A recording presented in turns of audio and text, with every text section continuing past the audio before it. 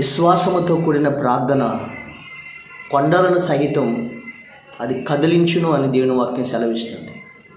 ఇలాంటి సంఘటన అమెరికా దేశంలో ఒక చిన్న గ్రామంలో దేవుడు ఈ కొండని ప్రక్కకు జరిపి ప్రతిష్ఠిత కార్యక్రమాన్ని అనుకున్న టయానికి గవర్నమెంట్ వారి అనుమతితో ఆ చర్చి ప్రతిష్టారాధన దేవుడు జరిపించాడు. అది అమెరికా దేశంలో ఉత్తర కరోలినా రాష్ట్రంలో ఒక చిన్న గ్రామం కలదు. ఆ గ్రామం పేరు గ్రేట్ స్మోకీస్ అనే గ్రామం. ఎక్కువగా ప్రాంతాలు కొంచెం పర్వతాల మీద ఉంటుంది, రోడ్డుకి పర్వతం దగ్గరలో ఉంటాయి. అది ఎప్పుడు పొగ మంచుతో కప్పబడి ఉంటుందంట, మంచు ఎక్కువగా కురుస్తున్న ప్రదేశం.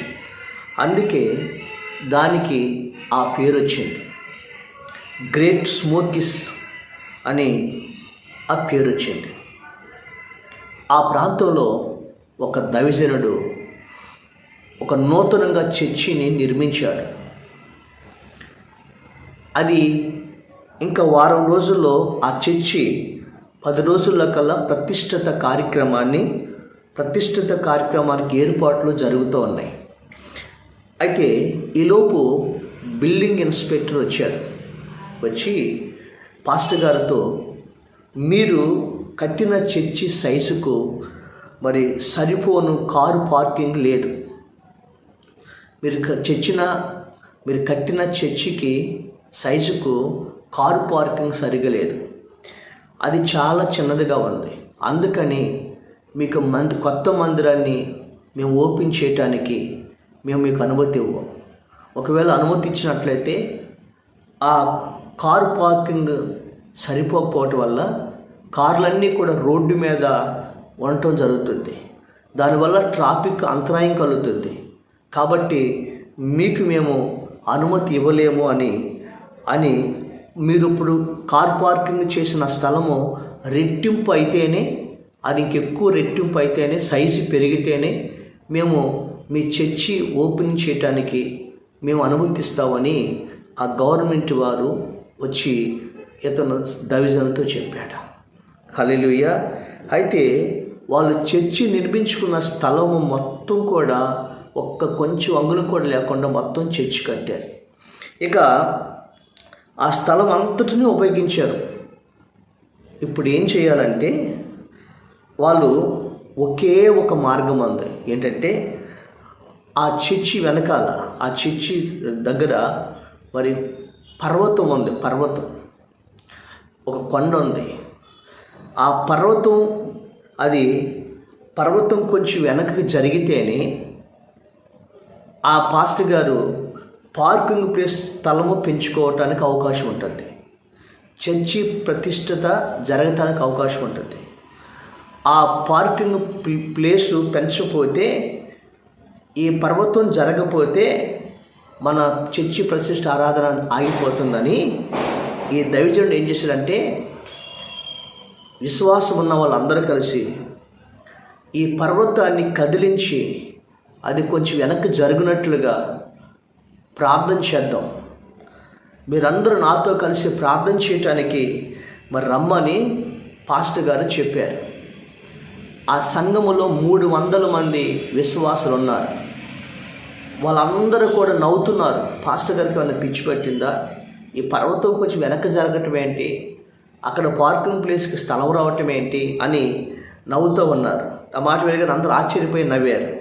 అయితే కొందరు మాత్రం పాస్టర్ గారితో కలిసి ప్రార్థించడానికి వచ్చారు. అయితే వారం రోజుల్లో పర్వతము వెనకగా జరగవలెను. అంతేకాక ఆ ప్రాంతం అంతయు మరి సిమెంటుతో గచ్చు చేయబడాలి. దానికి కావాల్సిన ధనము దేవుడు ఏర్పాటు చేయాలి. చర్చిలో ఆ విధంగా ప్రార్థన చేశారు. ప్రభువా, ఈ పర్వతం వెనక్కి జరగాలి, తర్వాత ఖాళీ ప్లేస్ అంతా సిమెంట్తో చక్కగా పార్కింగ్ ప్లేస్ తయారు చేయాలి, సిమెంట్తో గచ్చు చేసేయాలి. కాబట్టి మరి ఆ విధంగా ప్రార్థన చేస్తున్నప్పుడు 300 మంది ఉన్న సంఘములో వారిలో 24 మంది మాత్రమే ప్రార్థించడానికి పాస్టర్ గారితో వచ్చారంట. వారందరూ 3 గంటల పాటు కన్నీటితో వారు ప్రార్థన చేశారు. 3 గంటల పాటు కన్నీటితో ప్రార్థన చేశారు. ప్రభా, మాకు పార్కింగ్ ప్లేస్ స్థలం కావాలి, లేకపోతే చర్చి ప్రతిష్ఠ ఆగిపోయింది. నువ్వు ఇంతవరకు నన్ను ఎప్పుడు అన్యాయం చేయలేదు, మీరెప్పుడు కూడా అన్యాయం చేయరు నాయనా. ఈ పర్వతం కాస్త వెనక జరపండి, వెనకాల పార్కింగ్ ప్లేస్ అదంతా సిమెంట్తో గచ్చు చేయాలి అని. మరి వారం రోజుల కల్లా కరెక్ట్గా మేము ఆ చర్చిని ప్రతిష్ఠ చేయటానికి మీరు మాకు సహాయం చేయమని వారు 3 గంటల సేపు కన్నీరు కాచి వారు ప్రార్థన చేశారు. హల్లెలూయా. ఆ విధంగా పాస్టర్ గారు చెప్పి ప్రార్థన చేసి ఆ ప్రార్థనను పాస్టర్ గారు ముగించేశారు. అప్పుడు మనం యథాప్రకారం వచ్చే ఆదివారం నాడు మన చర్చిని ప్రతిష్ఠ చేయుచున్నాము. దేవుడు ఇంతవరకు నాకు సహాయం చేసినాడు, ఇక మీదట కూడా నాకు సహాయం చేస్తాడు, సహాయం చేయడాన్ని పాస్టర్ గారు నిశ్చింతగా సంఘానికి చెప్పాడంట వచ్చిన వారికి. ఆ విధంగానే వాళ్ళందరూ విశ్వాసంతో దేవుని స్తుతించారు. అప్పుడు మరునాడు ఉదయము ఒక ఇంజనీర్ పాస్టర్ గారి దగ్గరకు వచ్చాడంట. ఒక ఇంజనీర్ పాస్టర్ గారి దగ్గరకు వచ్చి ఆయన ఏమన్నాడంటే, ఆ పాస్టర్ గారు, నేను ఆక్మే కన్స్ట్రక్షన్ కంపెనీ నుండి వచ్చినాం. మేము ఒక పెద్ద షాపింగ్ మాల్ కడుతున్నాం. దానికి పునాదుల్లో మట్టి కావాలి. అయితే మీ చర్చి దగ్గర ఈ పర్వతం ఇది మట్టి ఉంది, ఇదంతా కూడా మేము తవ్వుకొని మరి మా పునాదుల్లో వేసుకోవటానికి ఆ మట్టిని మీరు మాకు అమ్మినచో మార్కెట్ రేట్ ఎంత ఉందో ఆ మార్కెట్ రేటు మీకు ఇస్తాం. అలాగనే మేము వెనక తవ్విందంతా కూడా మేము గచ్చు శుభ్రంగా చేసి మీకు దాన్ని ఇస్తాము. తర్వాత ఆ మట్టి అంతటి కూడా మీకు ధనాన్ని ఇస్తాము అని ఆత్మే అనే షాపింగ్ మాల్ కంపెనీ వారు వచ్చి ఈ పాస్టర్ గారిని అడిగారు. దేవుని స్తోత్రం. అప్పుడు వెంటనే, మీరు ఈ మట్టి నవ్వకపోతే అక్కడ మా పని అంతా ఆగిపోతుంది అన్నాడు.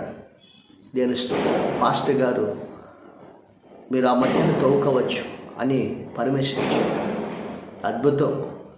వారం రోజుల కల్లా ఆ పర్వతాన్ని వెనక మొత్తం కూడా పార్కింగ్ ఎంత ప్లేస్ కావాలో అంతా కూడా ఈ ఆత్మీయ కంపెనీస్ మరియు ఆ యొక్క వచ్చి ఆ కంపెనీస్ వారు వచ్చి ఆ ఇంజనీర్స్ అందరు కూడా వచ్చి అద్భుతంగా ఆ స్థలం అంతటిని కూడా పర్వతాన్ని తవ్వేశారు. రెట్టింపు పార్కింగ్ ప్లేస్ వచ్చింది. వాళ్ళు శుభ్రంగా గచ్చు చేసి వాళ్ళకి ఇచ్చారు.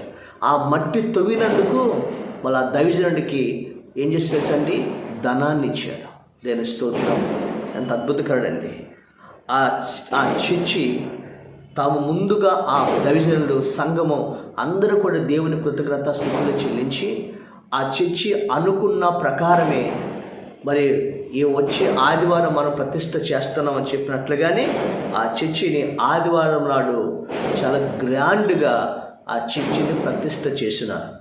గవర్నమెంట్ వారు చక్కగా పార్కింగ్ ప్లేస్ చూసి అనుకున్న దానికంటే ఎక్కువ పార్కింగ్ చేశారని వాళ్ళు పర్మిషన్ ఇచ్చారు. చక్కగా అద్భుతంగా గ్రాండ్గా చర్చి ప్రతిష్టారాధన జరిగితే మామూలు కంటే ఎక్కువ మంది ప్రజలు ఆ చర్చికి రావటం ప్రారంభించారంటే ఎంత గొప్ప అద్భుతాన్ని చేశాడు దేవుడని. మామూలుగా వచ్చే వారికంటే 300 మంది చర్చికి వస్తే మరి ఎక్కువగా రెట్టింపు ప్రజలు ఆ మందిరంలోకి రావటం ప్రారంభించారంట. దేవుడి అద్భుతమైన కార్యాన్ని ఆ సంఘము పట్ల దైవజనుడి పట్ల దేవుడు జరిగించాడంట. దేవుని స్తోత్రం కలిగిన గాక. ఇది జరిగిన యథార్థమైన సంఘటన అమెరికా ఉత్తర కరోలినా రాష్ట్రంలో మరి గ్రేస్ మోకిస్ అనే గ్రామంలో జరిగిన ఈ సంఘటన. దేవుని స్తోత్రం కలుగును గాక. ఈ రోజున దేవుడు విశ్వాసంతో చేసిన ప్రార్థన కొండలను కూడా కదిలిస్తుంది అని దేవుడు వాక్యం సెలవిచ్చాడు కదండి. పాస్టర్ గారు విశ్వాసంతో ప్రార్థన చేస్తే 300 మందిలో 24 మంది వచ్చారంట. ఆ 24 మందితో ప్రార్థించాడు దైవజనుడు. అద్భుతమైన కార్యాన్ని ప్రభు జరిగించాడు. వెనకాల ఆ కంపెనీ వారు వచ్చి మట్టి తవ్వారు. ఆ తవ్విన మట్టి కొరకు ధనాన్ని ఇచ్చారు. ఆ తవ్విన ప్లేస్ అంతా కూడా వాళ్ళు శుభ్రంగా గచ్చు చేసి అప్పగించి వెళ్ళిపోయారు. అనుకున్న టయానికి ప్రతిష్ఠిత ఆరాధన జరిగితే ఆ గ్రామంలో ప్రజలు ఆ కార్యం చూసి చుట్టుపక్కల ప్రాంతాలు వేలాది మంది ప్రజలు మందిరానికి రావటం ప్రారంభించారంట. అద్భుతం జరిగించారు. దేవుని స్తోత్రం. ఈరోజు దేవునికి అసాధ్యమైన కార్యము ఏది కూడా లేదు. ఈరోజు నీ జీవితంలో కూడా విశ్వాసంతో ప్రార్థన చేయి. నీ విశ్వాసమైన ప్రార్థన కొండలని పిగిలిస్తుందని దేవుని వాక్యము సెలవిస్తుంది. బైబిల్ గ్రంథంలో ఒక మాట చదువుదాం. మత్తయి సువార్త 17వ అధ్యాయము 21వ వచనం మనం చూసినట్లయితే, అందుకు ఆయన అల్ప విశ్వాసం చేతనే మీకు ఆవగిన్నంత విశ్వాసము ఉండిన ఎడల ఈ కొండను చూసి ఈ పక్క నుండి అక్కడికి పొమ్మనగానే అది పోవును. మీకు అసాధ్యమైనది ఏది ఉండదని నిశ్చయముగా మీతో చెప్పుచున్నానని వారితో అనెను. దేవుని స్తోత్రం. ఈ కొండను చూసి ఈ పక్క నుండి ఆ పక్కకు పో అంటే అది పోవును. మీకు అసాధ్యమైనది ఏది ఉండదని యేసు ప్రభువారు నిశ్చయముగా మీతో చెప్పుచున్నానని యేసు ప్రభు అయిన దేవుడు చెప్తూ ఉన్నాడు. అదే విశ్వాసంతో ఆ దైవజనులు సంఘము 24 మందితో ప్రార్థిస్తే కరెక్ట్గా మరుసటి రోజే దేవుడి అద్భుతమైన కార్యాన్ని జరిగించాడు. దేవుని స్తోత్రం. ఈరోజు విశ్వాసంతో అడుగు. కొండల పర్వతము లాంటి కార్యములైన దేవుడు మహత్కార్యాలు ప్రభు జరిగిస్తాడు నీ జీవితంలో. లేదా పర్వతము లాంటి సర్వ సమస్యలైన అవి మైనము వల్లే కరిగిస్తాడు. నీకు అడ్డుకున్న ప్రతి పరిస్థితిని ఆయన పక్కకు జరిపేస్తాడు. ప్రజలందరి ఎదుట నీ జీవితంలో ఘనమైన కార్యాన్ని ఆయన జరిగిస్తాడు. ఈరోజు అలాంటి ప్రార్థనను వచ్చి దేవుడు అసాధ్యమైన కార్యాన్ని కూడా దేవుడు సాధ్యపరుస్తాడు. దేవుడి మాటలు దీవించునుగాక. పరిశుద్ధుడైన మా తండ్రి, ఇదిగో విశ్వాసం చేసేసిన ప్రార్థన కొండలను కదిలిస్తుందని చెప్పినారు. ఇదిగో ఆవగినంత విశ్వాసం ఇస్తే కొండను ఈ పక్క నుండి ఆ పక్కకు పొమ్మంటే అది పోవునని నిశ్చయముగా మీతో చెప్పుచున్నానని ప్రభు చెప్పారు. అయ్యా, మా విశ్వాసాన్ని పెంచండి. నీ బిడ్డలు ఏ విషయాలైతే కొండలాంటి సమస్యలు ఎదుర్కొంటున్నారో ఆ సమస్యలను ప్రభా కూల్చివేసి ప్రభా వాళ్ళకి జీవితాల్లో నైనా అద్భుతమైనటువంటి ఆశీర్వాదాన్ని మార్గం సరళం చేయమని ప్రార్థిస్తాను. తన మీ స్తోత్రాలు దీవించి ప్రభా మీరు ఆశీర్వదించమని యేసు నామమున అడుగుచున్నాము తండ్రి.